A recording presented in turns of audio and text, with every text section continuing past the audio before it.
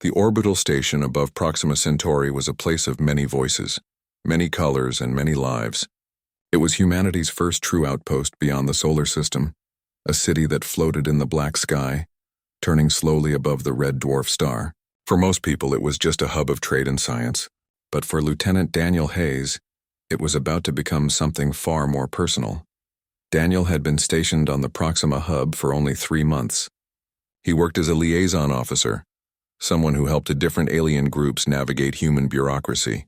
Most of his days were filled with routine duties, guiding visiting scientists to their labs, helping translators handle paperwork, or walking nervous diplomats through security gates.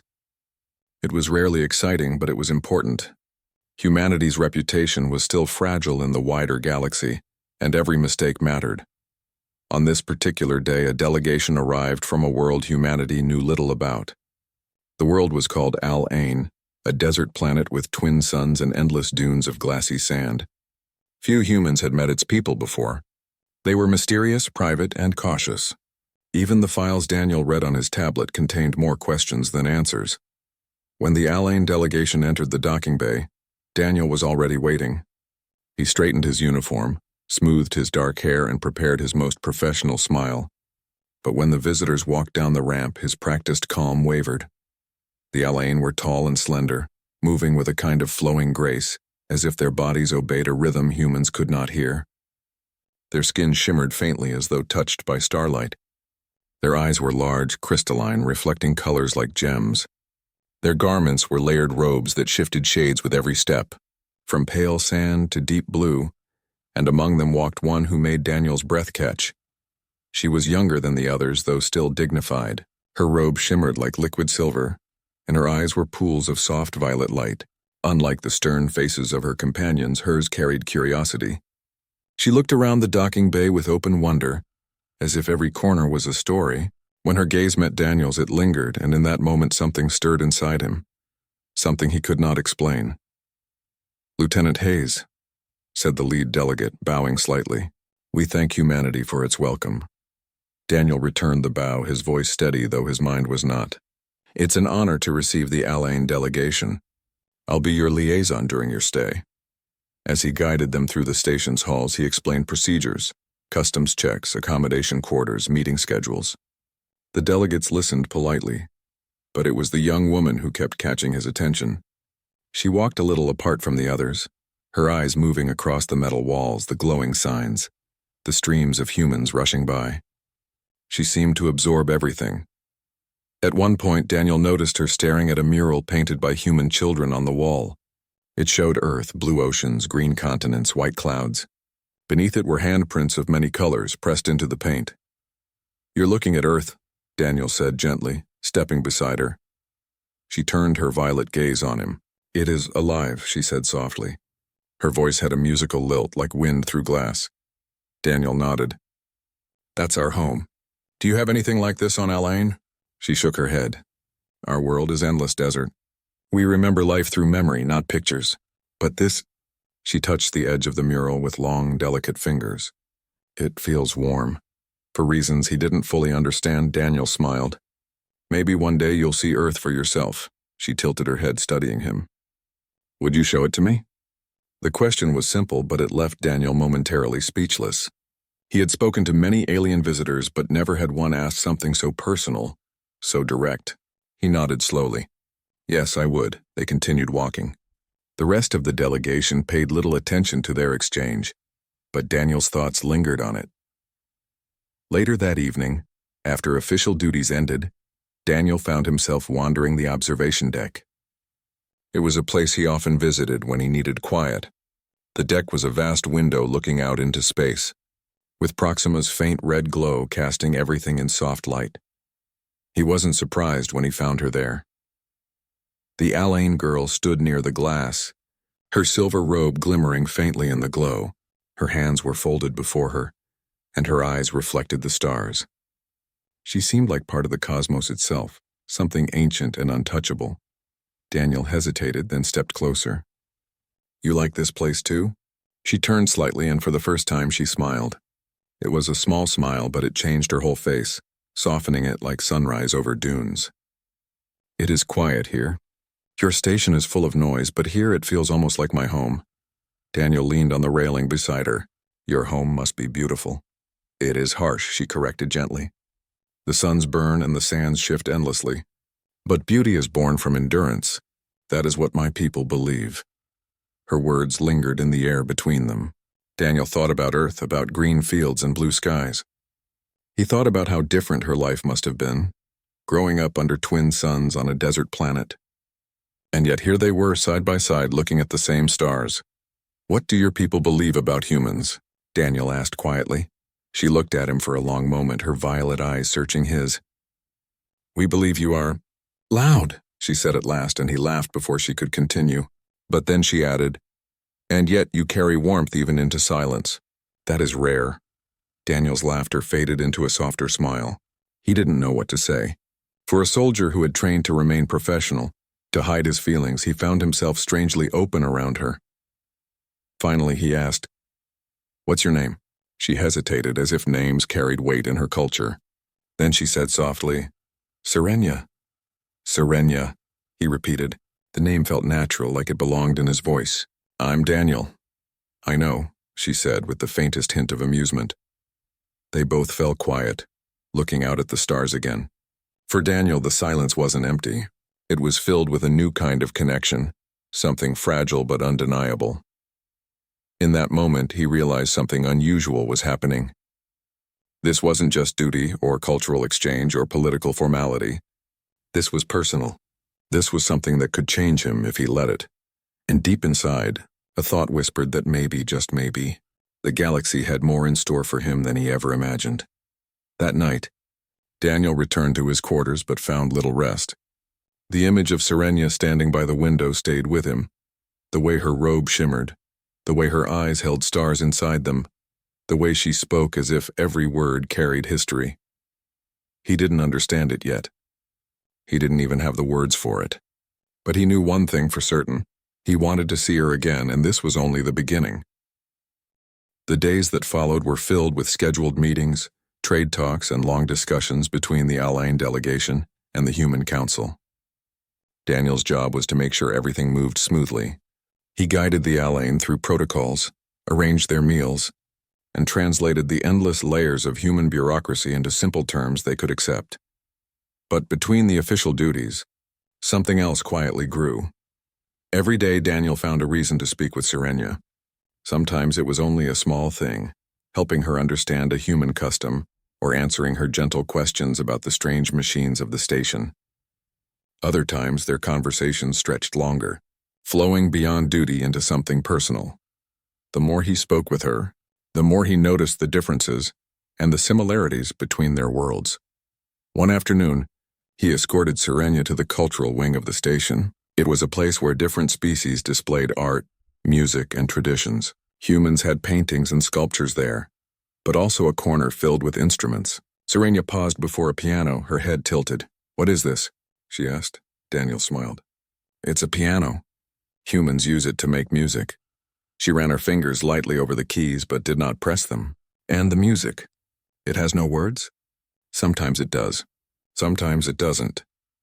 But music can speak even without words. He sat down on the bench, feeling her watch him with quiet curiosity. Slowly, he pressed a few keys, letting a simple tune flow out. It was uneven, a little clumsy, but the sound filled the room. Serenia's violet eyes widened, and for a moment she looked like a child seeing rain for the first time. It speaks without language, she whispered. It feels alive, Daniel nodded. On Earth, we say music is the language of the soul. She thought about that. On Al-Ain, we say silence is the language of the soul. Her words lingered in the air between them.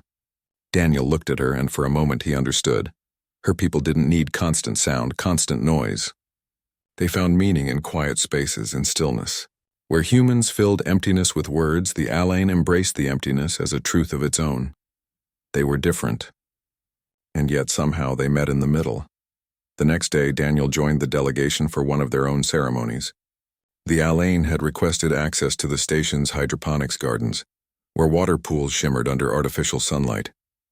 Daniel didn't know what to expect, but when he arrived, Serenia explained softly. Water is rare on Alain. We honor it through ceremony. To drink is survival. To share is sacred. The delegation gathered around a small pool, its surface reflecting the leaves above.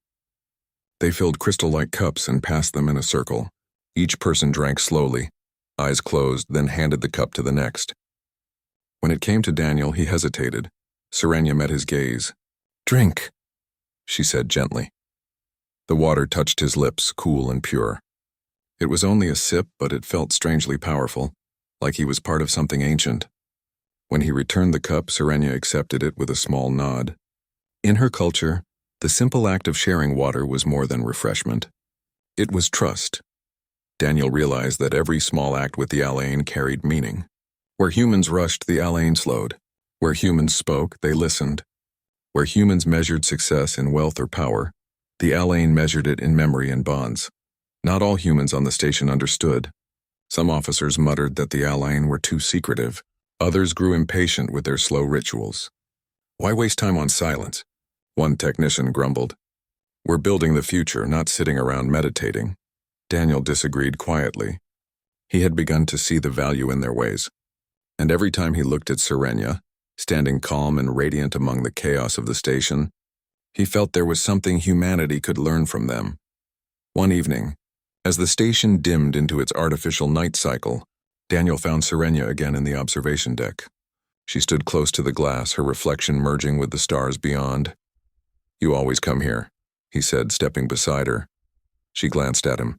"So do you," he smiled. "I guess we both like the quiet." She looked thoughtful. "On my world, the sky is full of suns. The light burns away most stars. We do not see them as you do. Here I look out and feel small." Daniel followed her gaze. The stars stretched forever, endless and unreachable. "I think humans feel the same. But being small doesn't mean being unimportant." She turned her eyes on him, studying his face. "That is what makes you different. You believe in meaning, even when the universe is vast." Her words struck something deep inside him. He hadn't thought of it that way before, but she was right. Humanity had always believed they mattered, even when the stars showed how tiny they were. Maybe that belief was their greatest strength. The next day brought another glimpse into their differences.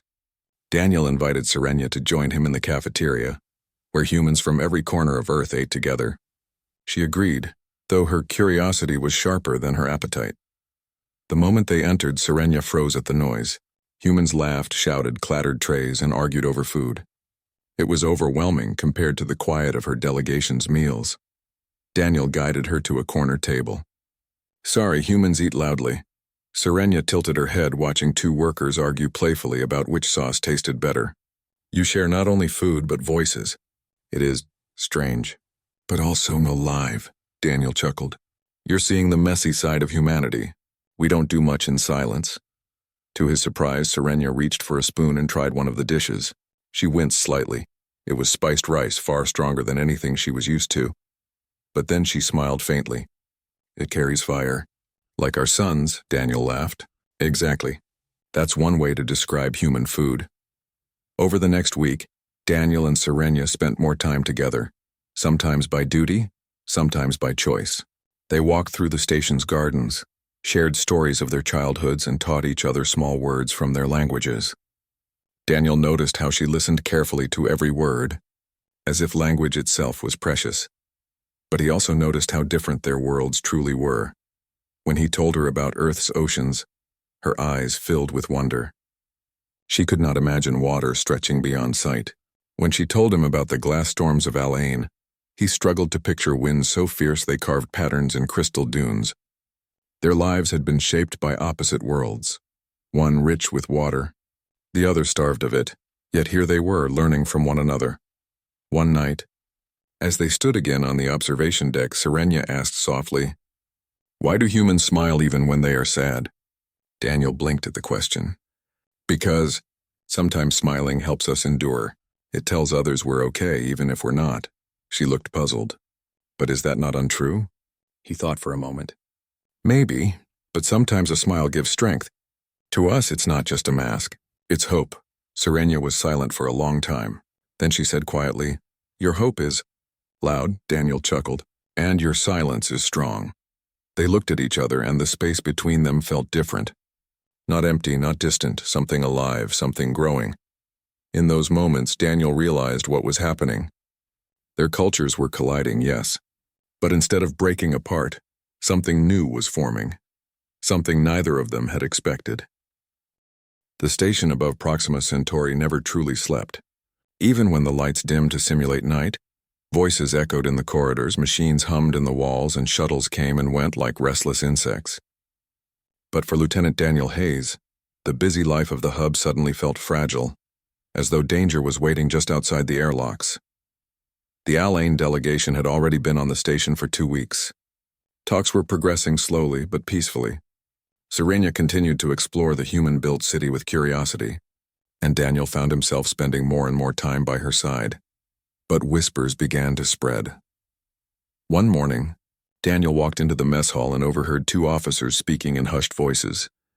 "They say the Alain are hiding something," one man muttered, glancing around. "What kind of something?" asked the other. "Some kind of device. A weapon, maybe. Our intelligence can't confirm. But why else would they guard their cargo so closely?" Daniel frowned and walked past them without answering. Gossip was common on the station, but this felt heavier.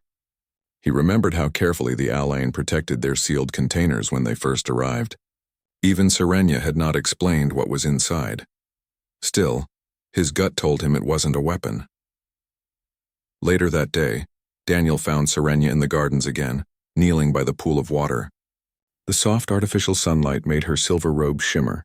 She looked up as he approached, her violet eyes calm as always. "You're troubled," she said simply. Daniel hesitated. He wanted to keep things light, but her steady gaze seemed to draw the truth out of him. "There are rumors. People think your delegation is hiding something dangerous." Serenia's expression didn't change, but her silence spoke louder than words. Finally, she stood and said softly, "We are hiding something, but not a weapon." Daniel's heart quickened. "Then what?" She looked around, making sure they were alone. Then she leaned closer, lowering her voice. "It is called the Living Archive, a vessel of memory, carrying the thoughts and experiences of our ancestors. It holds our history, our songs, our wisdom. Without it, our people are blind."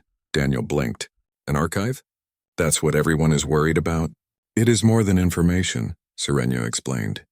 "Our world erases itself.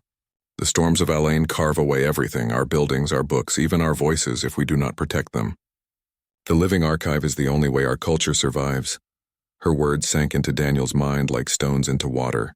He thought of Earth, libraries, monuments, recordings, endless data stored in countless places. Humanity's history could never be fully erased. But for the Alain, their very existence depended on this fragile device. He finally understood why the delegation guarded it so fiercely. "Why not tell the council?" Daniel asked. "Why hide it?" "Because others would see it as power," Serenia said quietly. "Knowledge can be twisted. Already there are those among the stars who hunger for what is not theirs. If they knew, they would take it." Daniel's chest tightened. He knew she was right. Rumors had already painted the Alain as suspicious. If the wrong people discovered the truth, the archive might vanish into some government vault, or worse, into the hands of enemies. "Does anyone else here know?" he asked. Serenia shook her head. "Only the delegation. And now you." Daniel exhaled slowly, feeling the weight of her trust. She had chosen him, a human soldier, to carry this secret. The next few days were tense. Daniel noticed more unusual activity around the station. Security officers patrolled near the Alain quarters more often. Strange faces appeared in the crowds, watching too closely. At night, when he lay in his bunk, Daniel couldn't shake the feeling that the station itself was holding its breath. Then came the warning. A message appeared on his secure tablet, unsigned. "The archive will be taken. Choose your side." Daniel stared at the words, his throat dry. Whoever sent it knew the truth, and that meant Serenia's people were in real danger. He rushed to the Alain quarters. The guards at the door recognized him and allowed him through. Serenia was waiting inside as though she had already guessed he would come. "You received a message," she said softly. Daniel froze. "How did you—" "The archive speaks to us," she explained. "It warns us when danger is near." We felt the echo of the threat. For a moment, Daniel struggled to find his voice. "Then we need to protect it. Someone is planning to steal it." Serenia nodded. "Yes, and if they succeed, my people will lose everything." Her calm voice carried no panic, only certainty. Daniel admired her strength, but inside he felt a storm rising. He couldn't imagine carrying the weight of an entire culture on one fragile device. He couldn't imagine being Serenia, knowing that every ancestor's memory depended on her. And yet, she bore it with quiet dignity. That night, Daniel walked the observation deck alone, wrestling with his thoughts. He was a soldier, sworn to serve his command. If his superiors discovered he knew about the archive, they might order him to seize it. Disobeying would mean his career. But when he thought of Serenia, her steady eyes, her soft voice speaking of endurance, her trust, he knew he couldn't betray her. Humanity was still new to the galaxy. They had much to learn, but Daniel believed their true strength wasn't in weapons or wealth. It was in compassion, in loyalty, in love. And that meant his choice was already made. The danger came faster than he expected. 2 nights later, alarms blared through the station. Daniel leapt from his bunk and raced into the corridor, joining the rush of officers. Over the loudspeakers, a voice called, "Unauthorized access detected in Section 12. Security breach." Section 12. That was where the Alain quarters were located. Daniel didn't think. He just ran. By the time he arrived, chaos had already begun. Smoke filled the hall and the sound of energy weapons echoed through the air. Station guards fought against a group of masked intruders who moved with frightening precision. And in the middle of it all stood Serenia, holding a small, glowing container close to her chest, the archive. Her eyes locked on Daniel as he pushed through the crowd. For an instant, the world seemed to freeze. "Take it," she said, thrusting the container into his arms. "You must keep it safe." Daniel looked down at the device. It was smaller than he expected, no larger than a human skull, but its glow pulsed like a heartbeat. He felt its weight, not in his hands, but in his soul. "I can't," he began. "You can," Serenia interrupted firmly. "Because you are human, and humans protect what they love." Her words burned into him. Without another thought, Daniel turned and ran. He raced through the corridors, clutching the archive as shouts and footsteps followed behind him. The station became a maze of shadows and alarms. Twice masked intruders appeared in front of him, and he barely escaped through side passages. Finally, he ducked into an unused maintenance tunnel, heart pounding. He pressed his back against the cold metal wall, clutching the archive close. The glow illuminated his face, and for a moment he felt something strange. Not just fear, not just duty, he felt voices. Whispers, faint and ancient, brushing through his mind. The archive was alive, carrying not only knowledge but presence. He heard laughter, sorrow, songs carried on winds he had never felt. For a fleeting second, he understood the weight of Serenia's words. This was not just history.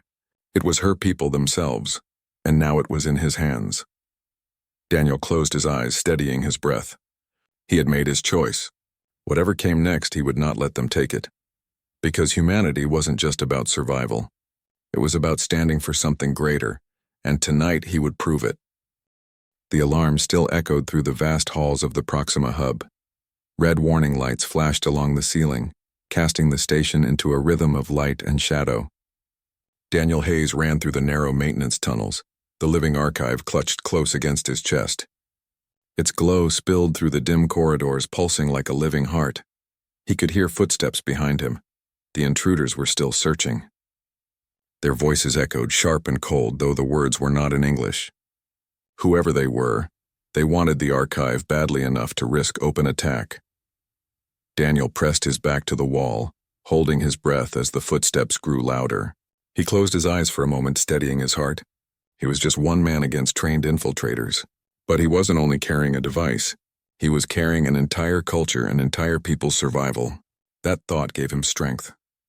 When the footsteps passed by another tunnel, Daniel moved again, slipping deeper into the hidden passages.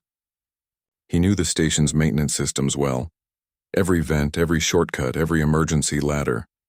If he could stay ahead of them long enough, maybe he could reach a secure area. After what felt like hours, Daniel finally stopped in a small storage bay. He leaned against a crate, catching his breath. The archive's glow filled the small space, and he stared at it, exhausted but unwilling to let go. Then something strange happened. The glow grew brighter, and a faint whisper touched his mind. It was not in English, but somehow he understood. Images, feelings, memories. For a heartbeat, he saw deserts of glass beneath twin suns. He felt the heat of storms, the loneliness of endless dunes, the endurance of people who lived without water or shade. He gasped and almost dropped the archive. The voices were not ghosts, they were living memories. The ancestors of Serenya's people were speaking through him, showing him why the archive mattered. Daniel tightened his grip. "Don't worry," he whispered. "I'll protect you." It felt strange talking to an object, but he knew it wasn't just an object anymore. It was life. Back in the main halls, Serenya fought to hold the line with the few Alain guards who remained uninjured. Smoke filled the corridor, and the intruders pressed hard, but she stood tall, her violet eyes blazing with determination. When Daniel burst back into the hall, clutching the archive, her face lit with relief. But then her expression changed. She saw the danger following him. "Daniel!" she cried. He skidded to a stop beside her, nearly out of breath. "I have it, but they won't stop." The leader of the intruders stepped forward, masked face glowing under the emergency lights. "Give us the archive, human," the voice growled through a translator device. "You do not understand what you carry." Daniel squared his shoulders. His training told him to hand it over, to survive, but his heart told him otherwise. "No," he said firmly. "This doesn't belong to you, and I do understand. This is their life, their soul. You can't take it." The intruder raised a weapon. "Then you will die with it." Serenya stepped between Daniel and the weapon, her robe flowing like silver flame. Her voice was calm but sharp as glass. "If you destroy him, you destroy us, and you will awaken the fury of both our peoples." The standoff hung in the air. The intruders were ready to kill, but Serenya's defiance made them hesitate. That was when Daniel made his choice. "Follow me," he shouted, grabbing Serenya's hand. Together they darted down a side passage, sprinting as blaster fire exploded against the walls. The archive's glow lit their path as they fled into the deeper tunnels of the station. They ran until their lungs burned. Finally, they stumbled into the icy storage levels, vast hollow chambers filled with frozen cargo. Mist rose around them and the temperature dropped sharply. Daniel guided Serenya into a narrow gap between two huge ice containers. "We can hide it here," he whispered, holding up the archive. Serenya shook her head fiercely. "No, the archive cannot be hidden. It must be carried, defended, remembered." Daniel stared at her, sweat and frost mixing on his face. "Then what do we do?" "They won't stop until they have it." For a long moment, Serenya was silent. Then she reached out, placing her hand over his on the archive. "On my world, when one life saves another, their souls are joined. You carried our ancestors when we could not. You are already part of us." Daniel froze, her words sinking deep into him. He thought of the long nights they had shared, the quiet talks, the way her eyes looked at him like he mattered. Now in the cold silence of the ice tunnels, she was telling him something greater than any words. He was not just helping her people. He was part of them. The sound of approaching footsteps broke the moment. The intruders had followed. Daniel tightened his grip on the archive. His voice was steady now, filled with determination. "Then we fight, together." The battle in the ice tunnels was short but fierce. The intruders moved quickly, but Daniel knew the station better. He led Serenya through twisting paths, ambushing their pursuers with clever traps, releasing bursts of freezing mist, triggering cargo lifts to block corridors, even using fallen ice shards as makeshift weapons. Serenya fought beside him, not with violence but with her calm strength. When Daniel faltered, her voice gave him courage. When he stumbled, her hand pulled him up. Together they held the archive safe step by step, until finally the intruders realized they could not win. With a final burst of light, the attackers vanished into retreat, slipping back into the shadows of the station. Daniel collapsed against the wall, exhausted, the archive glowing faintly in his arms. Serenya knelt beside him, touching his shoulder. "You chose," she whispered.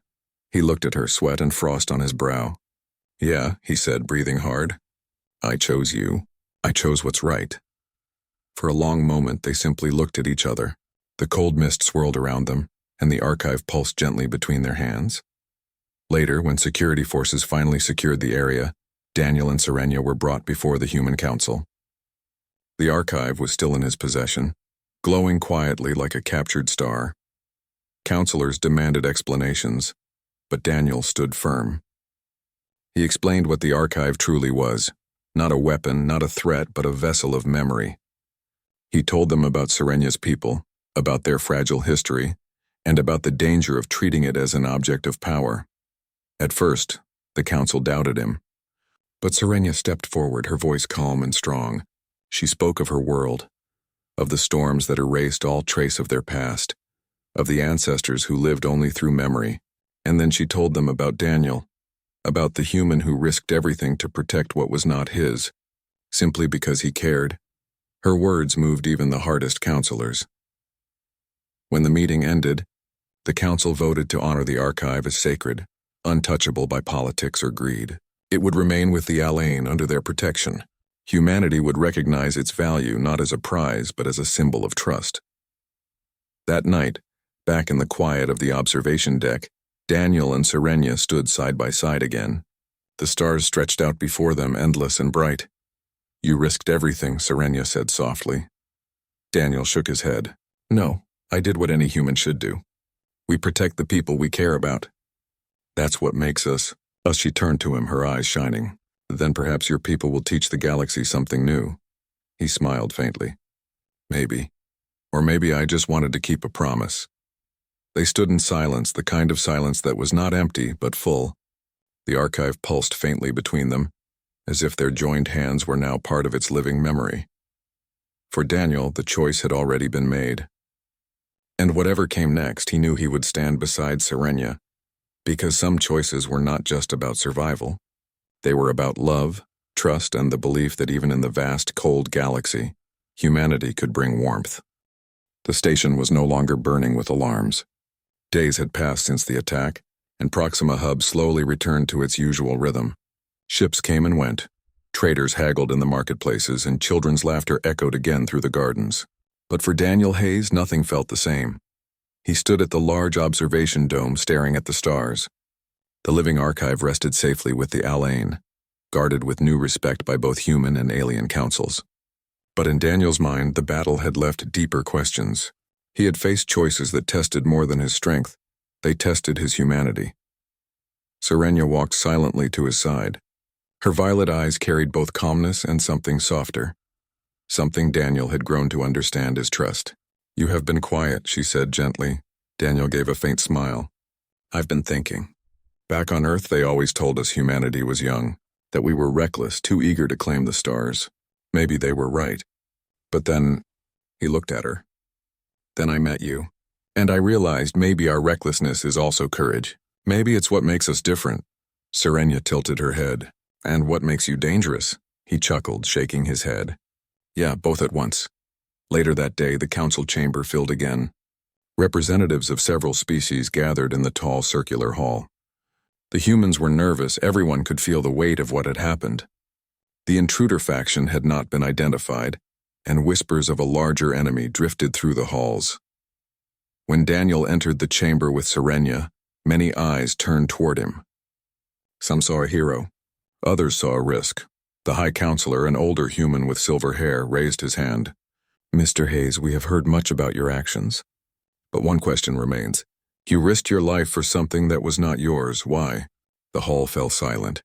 Daniel glanced at Serenia, then faced the council. His voice was steady, plain but strong. "Because it doesn't matter whose it was. It mattered that it meant everything to someone. And if we can't protect what others love, then what are we even doing out here among the stars?" Murmurs spread through the chamber. The words were simple, but they carried weight. Serenia stepped forward. "This is why we trust him. Humanity may be young, but youth does not mean weakness. Sometimes it means a heart unbroken by old grudges. Sometimes it means courage." Her voice rang across the hall like a bell. Daniel realized then that this was not just about him or her. It was about two peoples deciding whether they could walk together into the unknown. After the meeting, Daniel and Serenia were invited into a smaller chamber, where leaders spoke more freely. Discussions stretched long into the night. Alliances, shared patrols, mutual defense. The Alain offered knowledge of hidden routes across the stars. Humans offered technology, their stubborn drive to survive, and their willingness to stand first when danger came. But still doubts remained. "Why should humans lead?" asked one counselor sharply. "You are few. You are inexperienced." Daniel surprised himself when he answered without hesitation. "Because we don't want to lead. We just want to stand with others. That's what makes us different. We don't want to own everything we touch, we want to learn. We want to fight when it matters, and we don't quit. Silence followed. Then slowly, one by one, counselors nodded. By dawn, a decision was made. The humans and the Alain would begin a new pact, not dominance, not submission, but partnership. A promise that when darkness came, neither would face it alone. News of the pact spread quickly across the hub. Traders whispered of it, children sang about it in the gardens, and even the most cynical captains admitted it might change everything. For Daniel, though, the change was simpler. It was in the way Serenia walked beside him, not as someone he had saved, but as someone who had chosen him too. One evening, they returned to the quiet ice tunnels, where the battle had been fought. The broken shard still glittered in the frozen air. Daniel knelt, brushing frost from the floor. "Hard to believe this is where it happened," he said softly. Serenia's voice was calm. "Battles are forgotten. Choices are remembered." Daniel looked at her, his breath clouding in the cold. "So what now?" She stepped closer, her hand resting gently on the archive that she carried once again. "Now you stand with us, not as outsider, not as savior, as one of us." For a moment, he felt the same warmth that had carried him through the fight. He realized then that the archive's memory was no longer just of her people. It carried his choice too. The memory of a human who had decided to stand for more than himself. Weeks later, Daniel prepared for his first voyage to Al Ain itself. The desert world awaited, with its storms and glass plains, its fragile settlements and hidden wonders. He packed lightly, but his heart was heavy with both fear and hope. Before boarding, Serenia met him at the docking bay. She studied him with quiet amusement. "You are nervous," Daniel laughed awkwardly. "What if your people don't accept me? What if they see me as just another outsider?" She reached up, touching his shoulder. "Then they will learn what I have learned, that humanity may stumble, but it does not fall, that it may be reckless, but it does not abandon, and that sometimes it loves without asking why." Her words silenced his doubts. Together they stepped onto the ship. The journey to Al Ain was long, but Daniel spent it listening to Serenia's stories, to the archive's whispers, to the unspoken bond growing between them. By the time the ship descended through the twin suns' glare, Daniel no longer felt like a stranger. On the surface, the Al Ain welcomed him with cautious eyes. But when Serenia placed the archive in the heart of their temple and declared, "This human carried our ancestors when we could not," the caution turned to respect. For the first time, Daniel felt not like a visitor among stars, but like part of a family far older and greater than himself. That night, under the clear sky of Al Ain, Daniel stood beside Serenia on the dunes. The wind howled, carrying grains of glass that sparkled under starlight. He looked at her, then at the endless horizon. "You know," he said softly, "back home they used to say humanity first, but standing here, I think maybe they got it half wrong." Serenia's violet eyes reflected the twin moons above. "Half wrong?" Daniel nodded. "Yeah, humanity first, but not alone." She smiled, her voice a whisper against the wind. "Not alone." And in that moment, as the stars burned above and the archive pulsed gently behind them, Daniel knew their story was only beginning. Humanity had found its place, not above others, not beneath them, but beside them. A single choice had made all the difference.